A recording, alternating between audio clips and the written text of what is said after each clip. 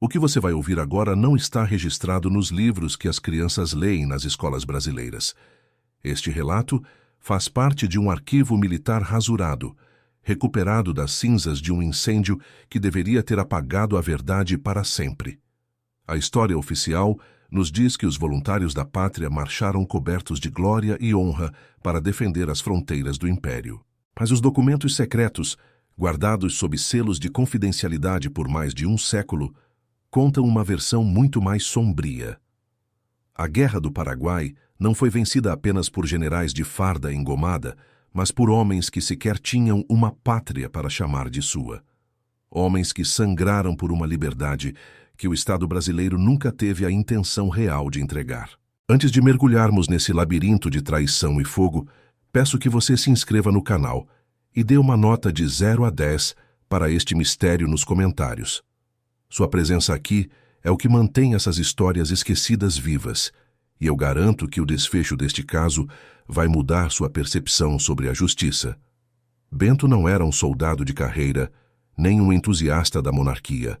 Bento era considerado uma propriedade. Ele era o ferreiro da fazenda Itaverava, um homem de mãos imensas e calejadas que falava a linguagem do metal melhor do que qualquer engenheiro da corte. Enquanto os outros escravizados trabalhavam sob o sol do canavial, Bento vivia no calor da forja, moldando o ferro com uma precisão assustadora.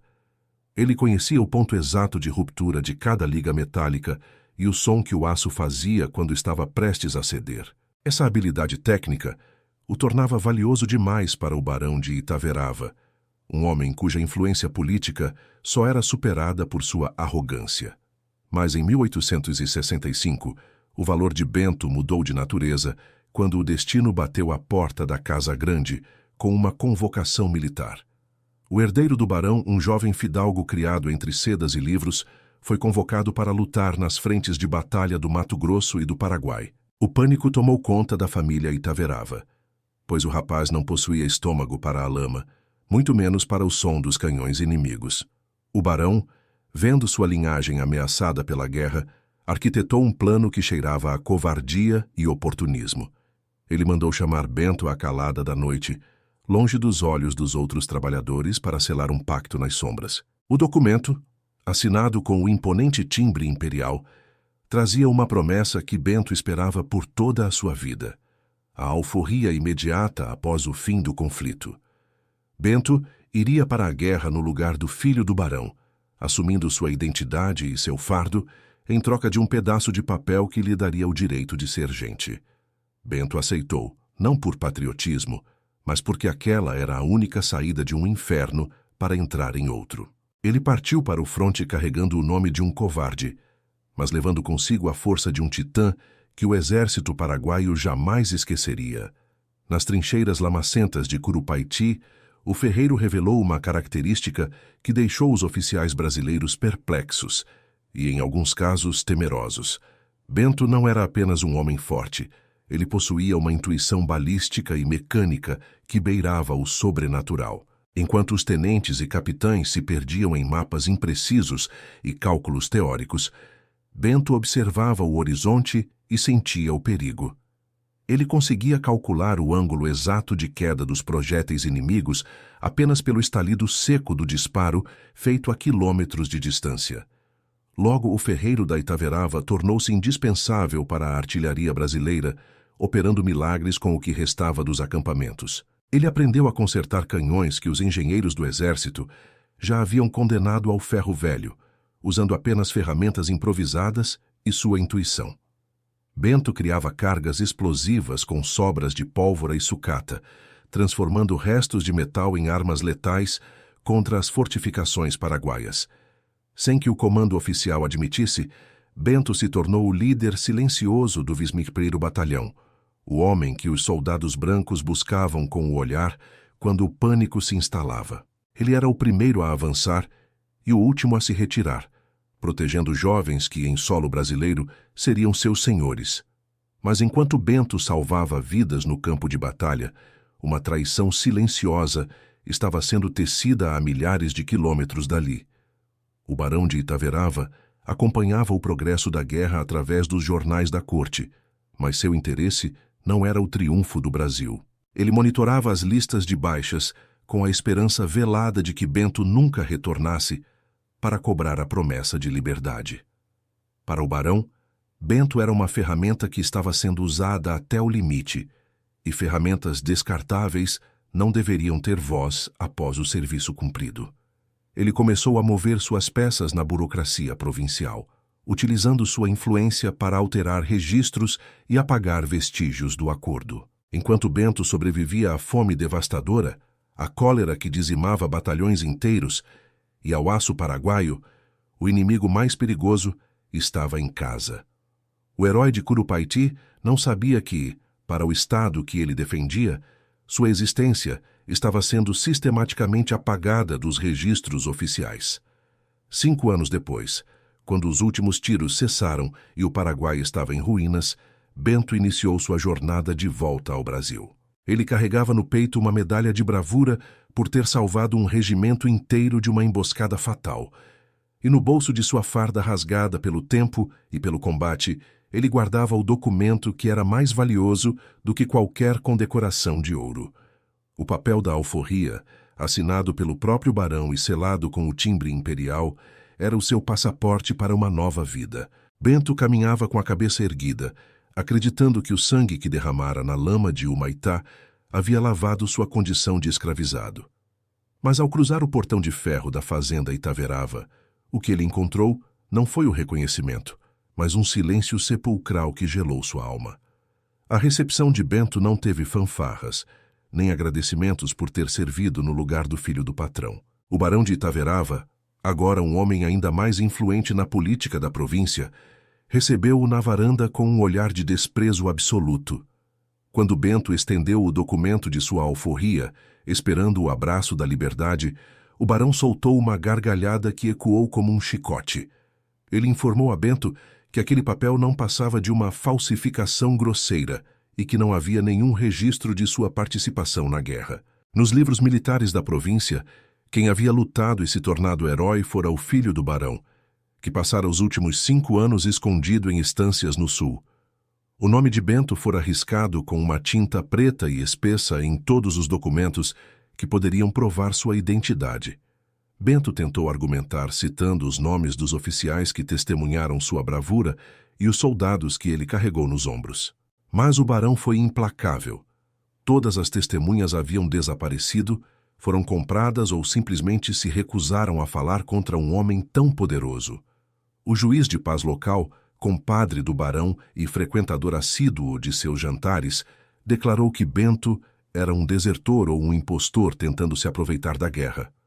A traição estava completa e era mais profunda do que Bento poderia ter imaginado em seus piores pesadelos nas trincheiras. Ele foi despojado de sua farda, teve sua medalha arrancada e foi levado de volta para a senzala, sob o olhar de zombaria dos feitores. Mas o barão cometeu um erro fatal ao pensar que o Bento que voltara da guerra era o mesmo ferreiro submisso que partira anos antes. Bento agora era um homem que conhecia a física da destruição e a mecânica da morte. Ele não era mais apenas forte. Ele era um estrategista que havia aprendido a esperar o momento certo para o disparo final. Enquanto as correntes apertavam seus pulsos, ele não gritava, nem implorava por misericórdia. Ele observava o movimento da fazenda, as rotinas dos guardas e, principalmente, a nova aquisição que o barão exibira com tanto orgulho. Uma caldeira a vapor de última geração, importada da Inglaterra que prometia revolucionar a produção de açúcar da fazenda Itaverava. O barão precisava de alguém que soubesse operar aquela máquina complexa e perigosa. E ele sabia que Bento era o único homem capaz de fazê-lo.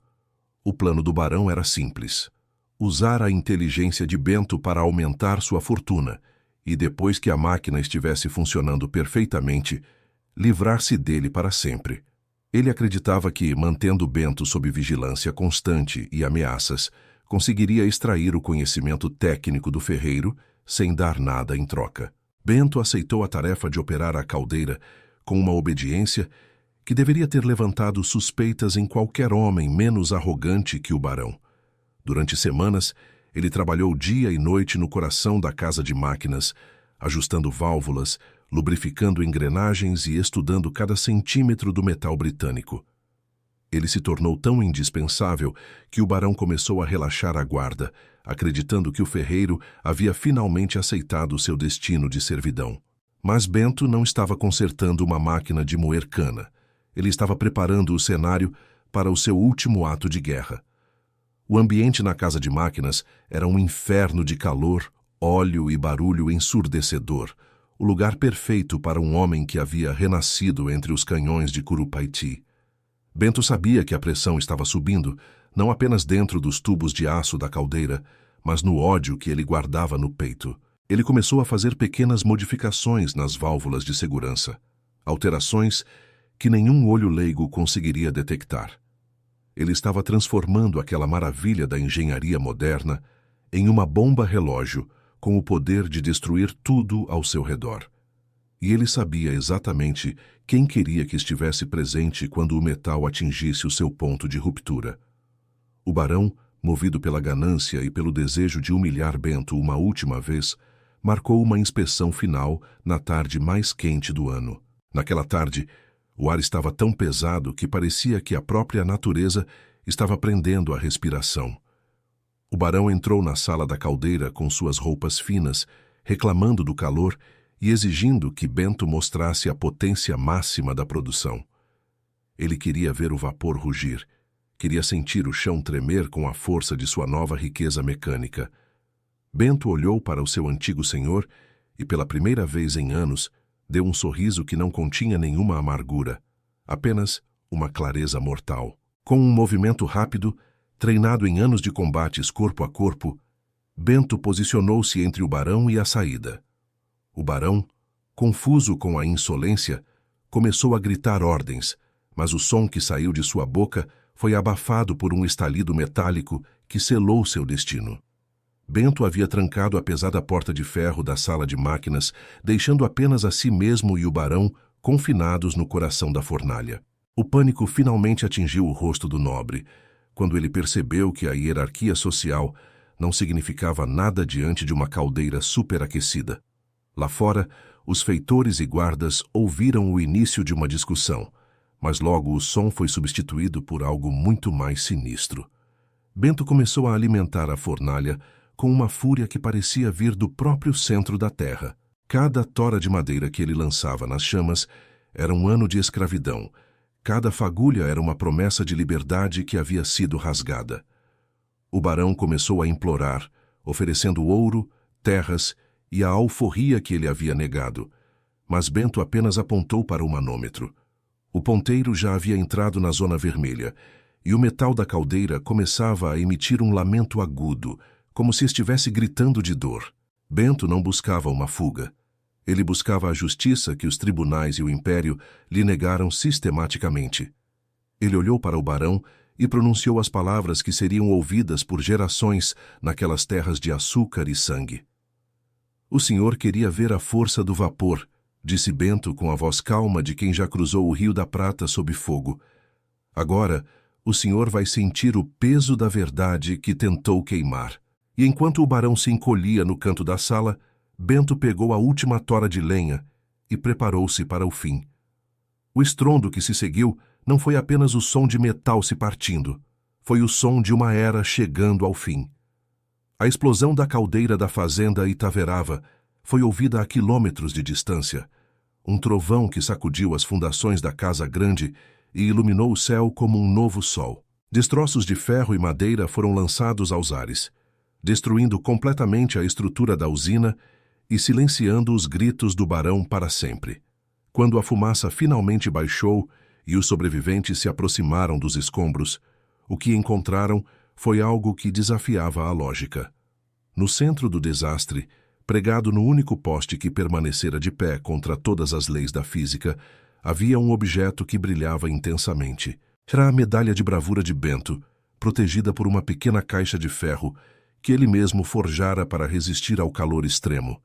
Mas onde estaria o corpo do ferreiro que desafiou o império e a morte? A investigação que se seguiu tentou desesperadamente provar que Bento havia morrido na explosão, mas nenhum resto mortal foi encontrado entre as cinzas. O que os oficiais encontraram Escondido dentro da mesma caixa de ferro, foi o documento original da alforria, intocado pelo fogo. A farsa do barão e de seu filho começou a ruir diante da evidência física que Bento havia deixado para trás como seu último testemunho. O escândalo se espalhou como pólvora pelas províncias, e os soldados que Bento salvara na guerra começaram a quebrar o silêncio. Mas a pergunta que ainda ecoa nos arquivos rasurados de 1889 é: como um homem poderia ter planejado tamanha destruição e desaparecido sem deixar rastros? Dizem que nas noites de calor sufocante ainda se pode ouvir o som da caldeira subindo de pressão nas ruínas da fazenda Itaverava. Alguns juram ter visto um homem de mãos grandes e olhar firme caminhando pelas fronteiras, onde a lei dos homens não alcança quem já morreu e renasceu no fogo. Bento não era apenas um ferreiro ou um soldado. Ele era a prova de que a liberdade não é algo que se pede, é algo que se arranca. O registro militar continua lá, com o nome dele riscado. Mas a cicatriz que ele deixou na história do Brasil nunca vai fechar. Você acredita que a justiça de Bento foi justa, ou ele se tornou o monstro que tentava combater? A resposta para esse mistério está enterrada nas cinzas, mas a história de Bento está apenas começando a ser revelada. A história de Bento não termina com o barulho das correntes voltando aos seus pulsos. Ela recomeça no silêncio mortal da senzala da fazenda Itaverava. Imagine o que passa pela mente de um homem que durante 5 anos foi a linha de frente entre a vida e a morte de um exército. Bento não era mais o ferreiro submisso que abaixava a cabeça. Ele era um veterano que carregava o cheiro da pólvora impregnado nos poros. Mas para o barão de Itaverava, Bento era apenas um fantasma incômodo que teimava em reivindicar uma humanidade que o império lhe negara.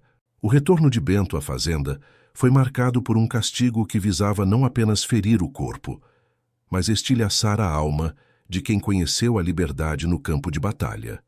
O barão ordenou que Bento fosse açoitado publicamente, não por um erro no trabalho, mas para limpar as ideias de grandeza que a guerra lhe trouxera. Enquanto o couro rasgava suas costas, Bento não gritava. Ele contava cada golpe como se estivesse contando os segundos para uma detonação. Seus olhos fixos no horizonte não viam o pátio da fazenda, mas as planícies de Curupaiti, onde ele aprendera que a dor é apenas um ruído antes da vitória. A crueldade do barão tinha um propósito secundário. Ele precisava que Bento entendesse que sua medalha de bravura não valia mais que um pedaço de sucata. O filho do barão, o verdadeiro covarde que se escondera sob as saias da mãe, agora desfilava pela vila com fardas de gala, recebendo os louros que pertenciam ao ferreiro. Cada brinde feito na casa grande, a coragem do jovem fidalgo, era um prego cravado na paciência de Bento.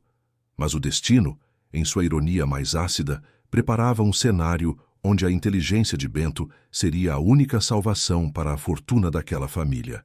No final de 1870, a modernidade chegou à fazenda Itaverava, na forma de uma gigantesca caldeira a vapor, importada diretamente de Birmingham, na Inglaterra. Era o símbolo máximo do progresso, uma máquina capaz de processar o açúcar com uma velocidade nunca vista na província. O barão investira quase toda a sua liquidez naquela massa de ferro e cobre, acreditando que o vapor o tornaria o homem mais rico do Brasil. Entretanto, a máquina chegou sem manuais claros e com um sistema de válvulas tão complexo que os engenheiros da capital se recusaram a montá-la. O ferro inglês era temperamental. Exigia um conhecimento de pressões e temperaturas que ninguém na região possuía. Foi então que o barão percebeu que o homem que ele havia mandado açoitar era o único capaz de fazer aquele monstro de ferro respirar. Bento foi retirado do tronco e levado até o galpão da usina, onde a caldeira repousava como uma besta adormecida. Seus pulsos ainda estavam em carne viva pelas correntes, mas suas mãos, ao tocarem o metal frio da máquina, reencontraram uma velha amiga.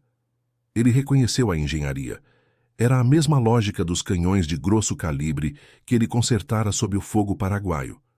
Ele sabia onde o vapor se acumulava, onde o metal se dilatava e, principalmente, onde estavam os pontos de falha que poderiam transformar aquilo em uma arma. O barão, observando de longe, sentiu um calafrio que não soube explicar. uma sensação de que estava entregando a chave de sua própria cela ao prisioneiro. Mas a ganância falou mais alto que o instinto, e ele ordenou que Bento começasse os trabalhos imediatamente, sob vigilância armada. Nas semanas seguintes, Bento viveu dentro daquela casa de máquinas, tornando-se parte da engrenagem. Ele falava com a caldeira em sussurros, como se estivesse conspirando com o metal contra o senhor que o traíra. O barão vinha todos os dias, sempre acompanhado de seus capatazes, para pressionar Bento por mais velocidade e mais pressão. Ele queria que a usina funcionasse dia e noite, ignorando os limites de segurança que o próprio Bento tentava explicar, ou fingia tentar. Internamente, o ferreiro sentia uma mistura de asco e satisfação ao ver o barão se aproximar tanto daquela bomba-relógio. A cada insulto que recebia, Bento fazia um ajuste milimétrico em uma das válvulas de alívio, selando-a com uma técnica que aprendera na guerra. A solidão de Bento naquele galpão era preenchida por memórias que o Estado tentara apagar. Ele se lembrava do rosto dos companheiros de batalha que morreram acreditando que estavam lutando por um país mais justo. Lembrara-se do documento de alforria, sendo rasgado diante de seus olhos, o som do papel se rompendo ecoando mais forte que os canhões. Eles acham que o ferro é deles, pensava Bento enquanto limpava o óleo das mãos. Mas o ferro só obedece a quem o conhece por dentro. Ele começou a estocar lenha de uma qualidade específica, uma madeira seca que queimava com uma intensidade furiosa e rápida. O plano não era apenas destruir a máquina. Era realizar um apagamento histórico, em resposta ao apagamento que sofrera. A tensão na fazenda crescia conforme a data da primeira grande safra se aproximava. O barão convidara autoridades da corte e grandes proprietários para testemunhar o milagre do vapor em Itaverava. Ele queria mostrar que o progresso do império dependia da sua visão e da sua mão de ferro sobre aqueles que ele considerava sub-humanos. Bento, por outro lado, estava finalizando a caixa de ferro que guardaria as provas da sua existência e da covardia do patrão. Ele trabalhava à noite, forjando o receptáculo secreto com uma liga que suportaria o impacto e o calor de uma explosão massiva.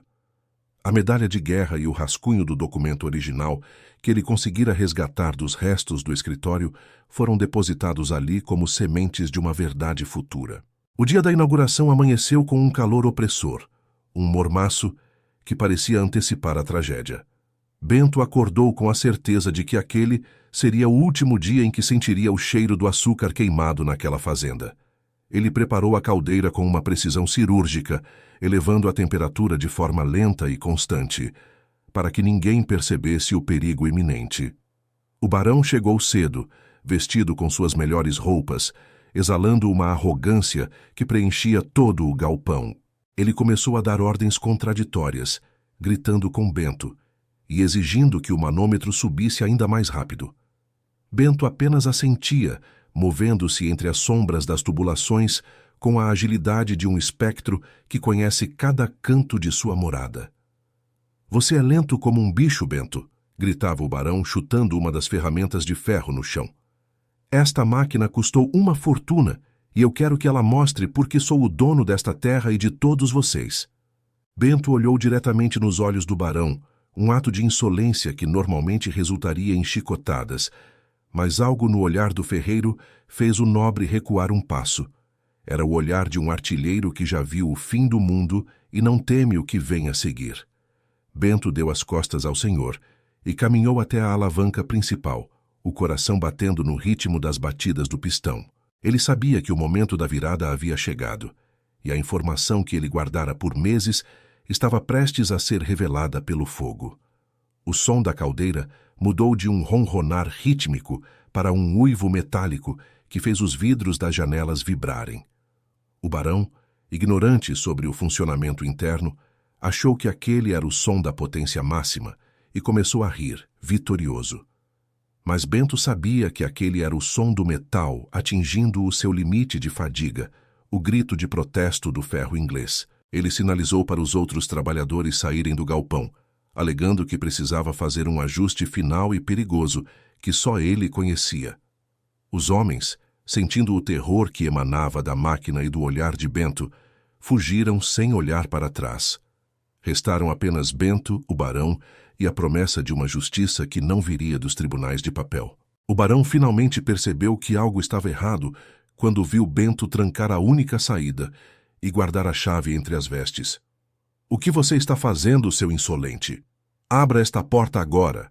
berrou o barão, sua voz começando a tremer pela primeira vez. Bento não respondeu com palavras. Ele caminhou até a fornalha e abriu a porta de alimentação, revelando um inferno alaranjado. O calor na sala subiu instantaneamente para níveis insuportáveis, fazendo a pele do barão arder sob a seda fina. Bento começou a lançar a lenha especial nas chamas, uma após a outra, com uma calma que era mais assustadora que qualquer grito. O manômetro, agora livre das travas de segurança que Bento sabotara, começou a girar loucamente em direção ao ponto de não retorno. A sala de máquinas tornou-se um labirinto de vapor quente e sombras, onde o barão tateava as paredes em busca de uma saída que não existia mais. Ele tropeçava em tubos escaldantes, soltando urros de dor, enquanto via Bento parado diante da caldeira como um guardião do submundo. Bento via no vapor as imagens da guerra, os rostos dos soldados paraguaios e brasileiros que o fogo unira na morte. Ele sabia que a explosão seria tão vasta que apagaria qualquer vestígio de sua dor, mas deixaria a prova de sua existência intacta para quem soubesse procurar. O barão caiu de joelhos, tentando implorar por uma vida que ele nunca valorizara nos outros. Mas Bento já não ouvia as súplicas dos homens. Ele ouvia apenas o som do ferro se dilatando até o fim. A agulha do manômetro atingiu o pino final e quebrou, saltando do mostrador como uma bala perdida. O som que se seguiu foi um silêncio absoluto de 1 milissegundo, o momento em que a física decide que a matéria não pode mais conter a energia. Bento fechou os olhos e sentiu o calor envolver seu corpo como o abraço da liberdade que ele esperara por décadas. Ele não era mais um escravizado, não era mais um soldado esquecido. Ele era o mestre do vapor e do fogo. Lá fora, os convidados do barão viram a estrutura da usina começar a brilhar por dentro, uma luz branca que parecia sair das frestas do telhado. O que aconteceu nos segundos seguintes mudaria o destino daquela província e deixaria uma pergunta que ninguém conseguiu responder até hoje. Antes que o primeiro tijolo voasse, Bento deu um último passo em direção à caldeira e sussurrou algo que o vento levou para longe. O barão de Itaverava, preso em sua própria ganância, foi a primeira vítima da máquina que ele acreditava possuir. A explosão não foi um acidente. Foi o cálculo final de um ferreiro que entendeu que o sistema só muda quando a fundação é destruída. Mas se Bento pretendia morrer naquele galpão, por que ele preparou um caminho de fuga que ninguém jamais encontrou? A verdade sobre o que restou entre as cinzas de Itaverava é mais perturbadora do que o próprio desastre. Prepare-se, pois o que os investigadores descobriram nos escombros vai desafiar tudo o que você sabe sobre a morte de Bento. O estrondo que sacudiu a fazenda Itaverava naquela tarde de 1871 não foi apenas um acidente mecânico, foi o som de um acerto de contas histórico. A força do vapor, contida por Bento até o limite da resistência do ferro britânico, transformou a moderna casa de máquinas em um amontoado de escombros fumegantes. Ondas de choque derrubaram as paredes de pedra e lançaram estilhaços de metal incandescente a centenas de metros de distância, atingindo o canavial como meteoros. Na varanda da casa grande, os convidados do barão que segundos antes brindavam ao progresso foram jogados ao chão pelo tremor que parecia vir das entranhas da terra. O silêncio que se seguiu à explosão foi mais aterrorizante que o próprio barulho. Um vácuo de som onde apenas o crepitar do fogo e o lamento do metal retorcido podiam ser ouvidos. Ninguém conseguia acreditar que aquela maravilha da engenharia, o orgulho do império, havia se tornado o túmulo de um dos homens mais poderosos da província. Os capatazes e guardas, ainda atordoados, correram para os escombros, gritando pelo nome do barão, na esperança de encontrar um sobrevivente entre as chamas. Mas o calor era tão intenso que as botas de couro derretiam ao tocar o solo próximo ao epicentro da detonação. Onde antes ficava a caldeira, agora havia apenas uma cratera escavada pela pressão brutal, cercada por vigas de ferro que se retorceram como se fossem feitos de cera. Do barão de Itaverava não restou nada além de fragmentos de suas roupas de seda e o cheiro acre de carne e açúcar queimados que impregnava o ar. Ele, que sempre acreditou ser o mestre do destino de seus servos, fora consumido pela mesma força que tentou escravizar para gerar lucro. Mas a maior surpresa para os investigadores que chegariam horas depois não seria a morte do barão, mas o que restara intacto no centro daquela devastação. Enquanto os escombros ainda fumegavam, um oficial da Guarda Imperial notou algo brilhando sob a luz do pôr do sol, preso ao poste principal da estrutura que milagrosamente não caíra. Era uma caixa de ferro forjada com uma liga densa e escura que parecia ter sido projetada especificamente para suportar o impacto de uma guerra. Dentro dela, protegida por camadas de feltro e couro, estava a medalha de bravura de Bento, a condecoração que o barão tentara apagar da história oficial. Ao lado da medalha, Bento deixara o documento original de sua alforria, o papel que provava que ele era um homem livre por direito de sangue e serviço. E, para o desespero da família Itaverava, havia uma carta escrita com a caligrafia firme de quem entende de mapas e estratégias militares. A carta não era um pedido de desculpas, mas um relatório detalhado de todas as traições, nomes de oficiais comprados e a confissão da covardia do filho do barão. A notícia da carta se espalhou como pólvora, e o prestígio da família Itaverava desmoronou mais rápido que as paredes da usina. O filho do barão, que desfilava como herói de Curupaiti, viu-se cercado por olhares de desprezo e questionamentos que não conseguia responder. Soldados do Vizanspripiro Batalhão, que antes temiam a influência do barão, começaram a aparecer na vila para contar a verdade sobre quem realmente comandara a artilharia no fronte. Eles descreveram como o ferreiro negro salvara dezenas de vidas, enquanto o fidalgo estava escondido, tremendo de medo em estâncias seguras. O juiz de paz, percebendo que o vento da política havia mudado de direção, não pôde mais ignorar as provas contidas na caixa de ferro de Bento. A farsa imperial fora exposta, e o nome de Bento, riscado com tinta preta nos registros, começou a ser sussurrado em cada senzala e cada salão da província. Mas e Bento? O homem que planejara aquela vingança com precisão cirúrgica teria perecido junto com seu inimigo na explosão? Os investigadores vasculharam cada centímetro dos escombros, peneiraram as cinzas e procuraram por restos mortais que pudessem pertencer ao ferreiro. Não encontraram nada, nem um dente, nem um fragmento de osso, nem uma gota de sangue que pudesse confirmar a morte de Bento. Foi então que um rastro curioso foi descoberto nos fundos da casa de máquinas, um túnel de drenagem que Bento vinha consertando silenciosamente há semanas. O túnel levava diretamente às margens de um rio caudaloso que cortava a fazenda e se perdia nas matas fechadas da fronteira. Bento, o artilheiro que calculava ângulos de queda e trajetórias de projéteis, havia calculado também sua própria trajetória de fuga. Dizem que, na calada da noite, um homem com a força de um gigante foi visto remando rio abaixo, levando consigo apenas suas ferramentas de ferreiro e a dignidade recuperada.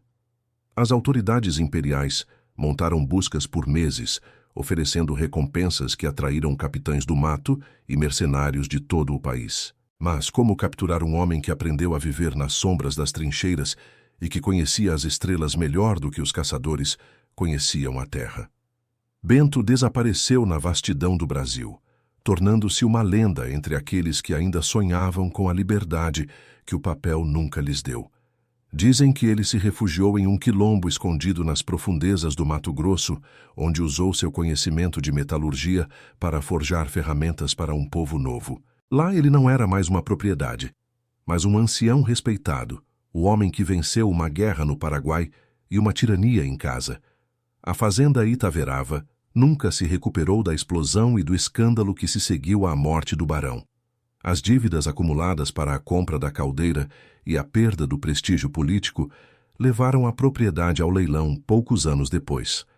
O filho do barão terminou seus dias na obscuridade e na miséria, assombrado pelo fantasma do ferreiro que ele tentou roubar a identidade. A justiça que Bento buscou não foi apenas física, através do fogo, mas moral através da exposição da mentira. A medalha de Bento e o documento de alforria foram levados para o Arquivo Nacional, onde permaneceram esquecidos em uma caixa rasurada por décadas.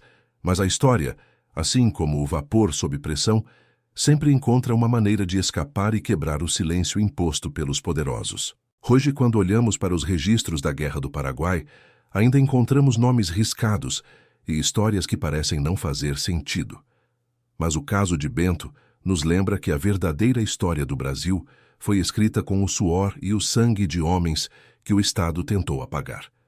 Ele não foi apenas uma vítima da escravidão, ele foi um arquiteto da própria libertação, usando as armas que o inimigo lhe deu para destruir as correntes. A história do ferreiro que trancou o barão na caldeira tornou-se um símbolo de resistência que atravessou os séculos.